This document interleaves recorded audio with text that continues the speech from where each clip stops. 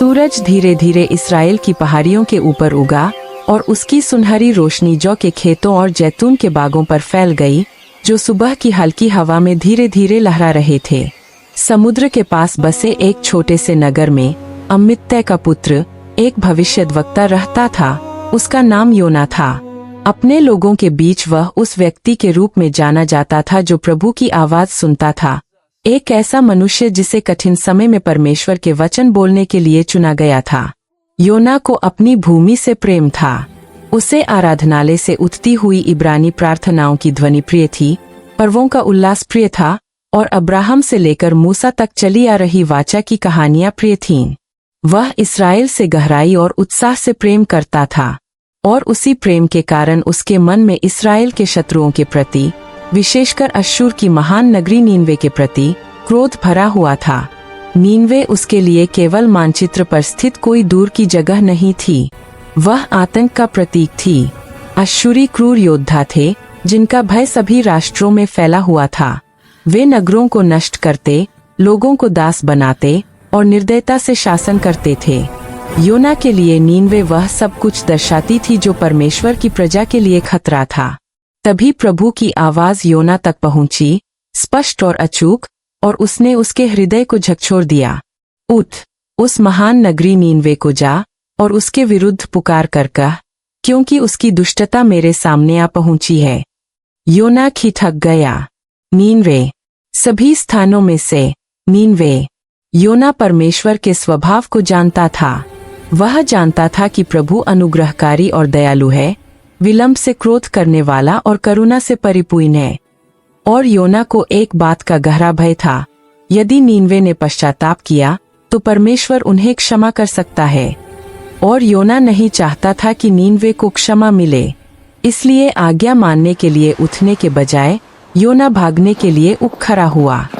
योना योप्पा नामक बंदरगाह नगर की ओर भाग गया, जहां अनेक राष्ट्रों के जहाज आकर लगते थे। नमकीन हवा नाविकों की पुकार और लकड़ी के मस्तूलों की चरमराहट से भरी हुई थी। वहीं योना को एक जहाज मिला जो ठीक विपरीत दिशा में जा रहा था, तर्शीश की ओर, नीनवे से जितना दूर वह जा सकता था। उसने किराया चुकाया, जहाज पर चढ़ा और उसके सबसे निचले हिस्से में जाकर लेट गया, यह सोचते हुए कि वह प्रभु की उपस्थिति से बच सकता है। लेकिन कोई भी परमेश्वर से भाग नहीं सकता। बादल उग्र रूप से इकट्ठा होने लगे, हवाएं गरजने लगीं, लहरें पहाड़ों की तरह उठीं और जहाज से टकराने लगीं। जहाज कराह उठा, मानो वह टूट ही जाएगा। अनुभवी नाविक, वे लोग जिन्होंने अनगिनत तूफानों का सामना किया था, भय से कांप उठे। वे अपने अपने देवताओं को पुकारने लगे। योना सो रहा था। कप्तान ने नीचे आकर उसे पाया और झकझोरकर जगा दिया। तू कैसे सो सकता है? नाविकों ने यह जानने के लिए चिट्ठियां डाली कि इस विपत्ति का कारण कौन है, और चिट्ठी योना के नाम निकली। वे घबराहट में उससे प्रश्न करने लगे, हमें बता, तू कौन है? कहाँ से आया है? तूने क्या किया है? मैं इब्रानी हूँ। मैं स्वर्ग के परमेश्वर यहोवा की उपासना करता हूँ। नाविकों पर भय छा गया। तूने यह क्या किया? वे चिल्ला उठे। योना जानता था कि यह तूफान उसी के कारण है। उसने शांत स्वर में कहा, मुझे उठाकर समुद्र में फेंक दो, तब समुद्र तुम्हारे लिए शांत हो जाएगा। नाविकों ने भूमि की ओर लौटने के लिए जोर से चप्पू चलाए, लेकिन समुद्र और अधिक उग्र होता गया। अंत में कांपते हाथों और हताश प्रार्थनाओं के साथ उन्होंने योना को उठाया और उफनते जल में फेंक दिया। तुरंत समुद्र शांत हो गया। नाविक विस्मय से खड़े रह गए। उन्होंने यहोवा के लिए बलिदान चढ़ाए और उससे मन्नतें मानी। और योना डूबने लगा।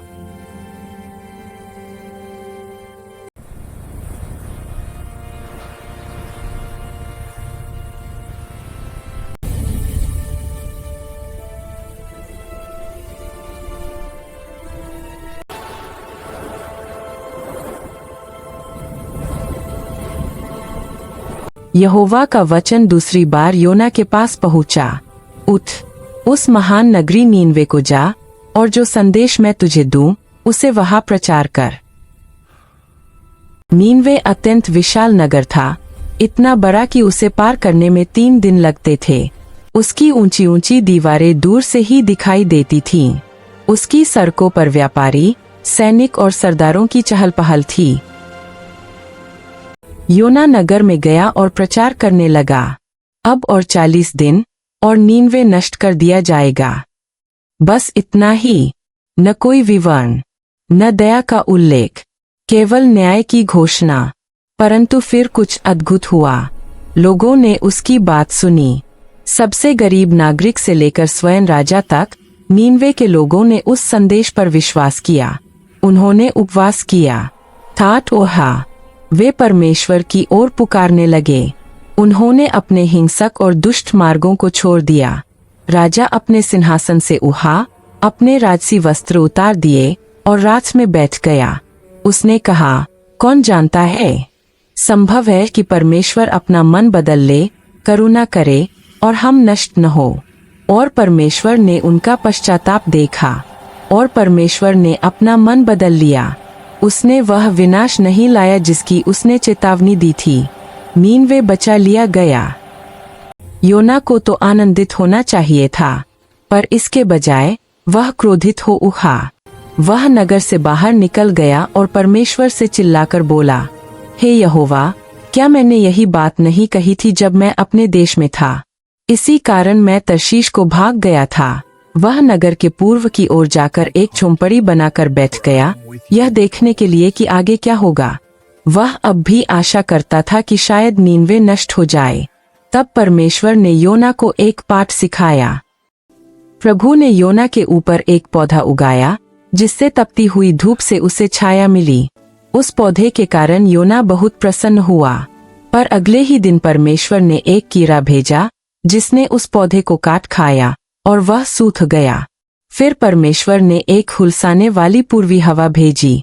सूरज योना के सिर पर तेजी से तपने लगा, यहाँ तक कि वह मूर्छित होने लगा। एक बार फिर योना ने मर जाना चाहा। तब परमेश्वर ने उससे कहा, तू उस पौधे की चिंता करता है जिसे तूने न तो लगाया और नहीं बहाया। फिर क्या मुझे नीनवे की उस महान नगरी की चिंता नहीं करनी चाहिए, जहाँ 1,20,000 से अधिक लोग रहते हैं, जो अपने दाएं और बाएं हाथ का भेद नहीं जानते, और बहुत से पशु भी है। और यहीं यह कहानी समाप्त हो जाती है।